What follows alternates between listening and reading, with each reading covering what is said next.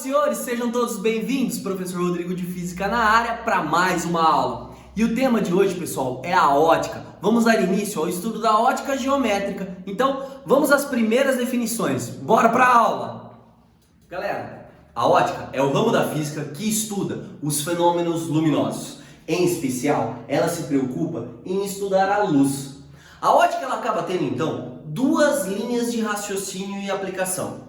Uma delas é a ótica conhecida como ótica física, que se preocupa em entender a natureza da luz, o seu comportamento que ora é de onda, ora é de partícula e os fenômenos relacionados a essa ideia. E também temos a linha de estudo, que é a ótica geométrica, que acaba se preocupando em aplicar relações matemáticas, em especiais as trigonométricas, no comportamento da luz. O nosso estudo aqui, ele vai acabar focando nessa segunda linha, no estudo da ótica geométrica. Mas vai ser inevitável que em alguns momentos a gente puxe comportamentos da ótica física para justificar algumas relações. Então, senhoras e senhores, iniciamos hoje esse que é um dos principais temas dentro da física. Então, bora lá, vem comigo, vamos conhecer aqui as particularidades e os primeiros conceitos com relação à ótica. Acaba sendo inevitável que nessa introdução à ótica geométrica a gente faça a definição do que vem a ser a luz. Senhoras e senhores, o que é luz? Luz é a onda eletromagnética que se propaga transportando energia e que é capaz de sensibilizar os nossos olhos, certo? Então, luz é uma onda eletromagnética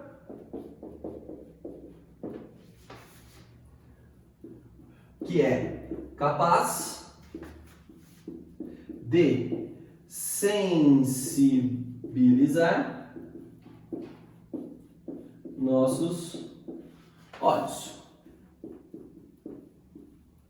Em especial, a luz, ela parte de uma fonte de luz. E a principal fonte luminosa do nosso planeta é o Sol. De lá sai o que nós chamamos de luz branca.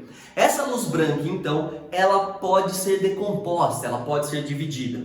Newton mostrou que quando a luz atinge um prisma, que nada mais é do que um pedacinho de vidro no formato de um triângulo, essa luz branca ela pode se dispersar, formando então as 7 cores que nós conhecemos como as 7 cores do arco-íris, ok? Você está vendo aí então uma figurinha com essas 7 cores. Começamos então de cima para baixo sempre com vermelho, alaranjado, amarelo, verde, azul, anil e violeta.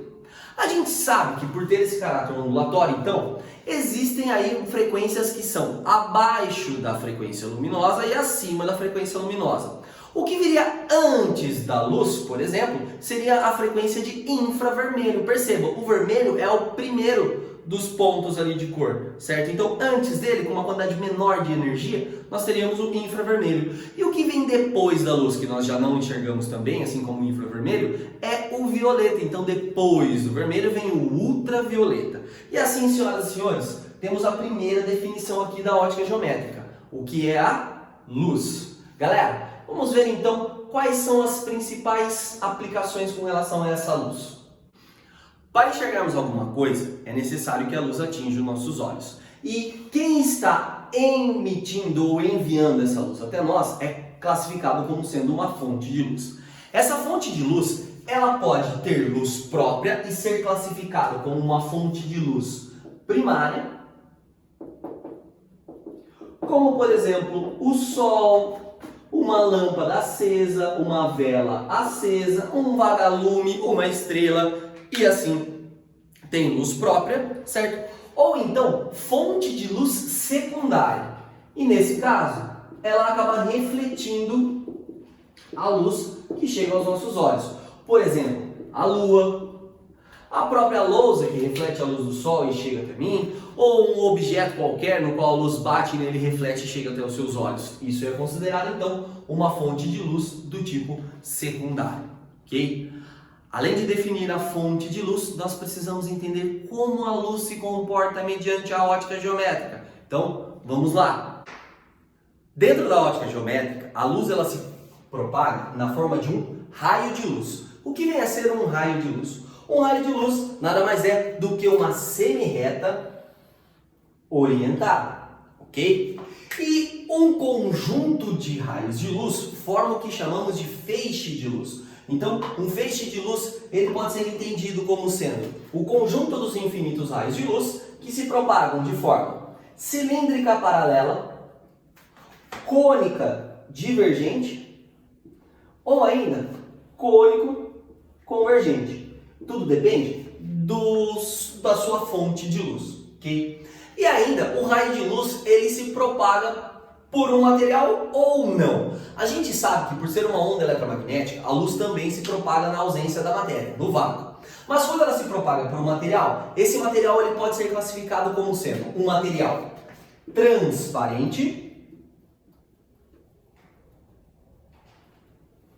onde a luz passa com facilidade e tem a integralidade dos seus raios se propagando lá dentro, ou meio translúcido, onde uma parcela dos raios de luz consegue atravessar e outra parcela não, e por fim, um meio opaco, onde basicamente nada chega, nada atravessa, ok? O mesmo meio material, ele pode ser considerado transparente, translúcido e opaco. Por exemplo, se você vai na praia, vai ao mar, e fica numa região onde a quantidade de água é pequena, você enxerga seu pé com perfeição, então você ali tem a água se comportando como meio transparente.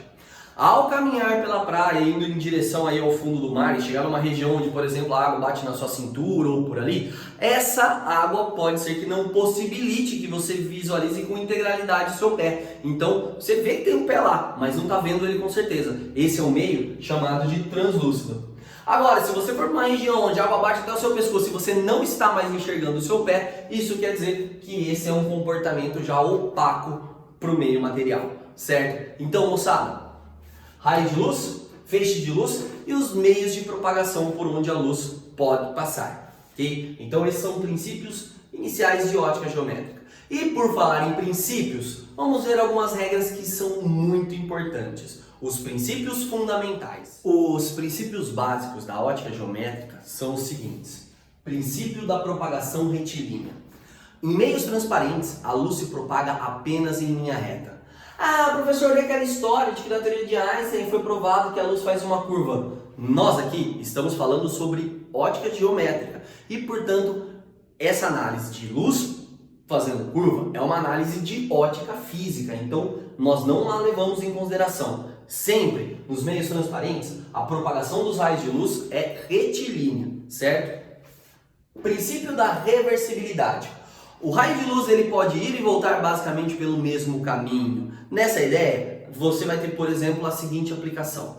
Se eu estou te vendo através de um espelho refletindo a luz que vem de você até meus olhos, você também vai estar me vendo pela luz que reflete do meu rosto e vai até você, certo? Então, a luz ela vai e volta por um mesmo caminho. E por fim, princípio da independência. Os raios de luz eles podem se cruzar, certo? E eles não vão se destruir, eles não vão se anular. Assim como, por exemplo, ocorre nas ondas mecânicas, no som. Quando duas pessoas conversam muito próximas uma da outra, uma terceira pessoa talvez não consiga entender, pois as ondas sonoras se chocam e sofrem interferências que podem ser destrutivas, construtivas e não gerando um som aí audível, certo? Ou melhor, com consequências de você conseguir ouvir com clareza. Mas na ótica isso não ocorre. Os raios de luz eles podem se cruzar e depois do cruzamento eles continuam a se propagar como se nada tivesse acontecido. Então, princípio da propagação retilínea, princípio da reversibilidade e princípio da independência dos raios. Esses são os princípios fundamentais da ótica geométrica.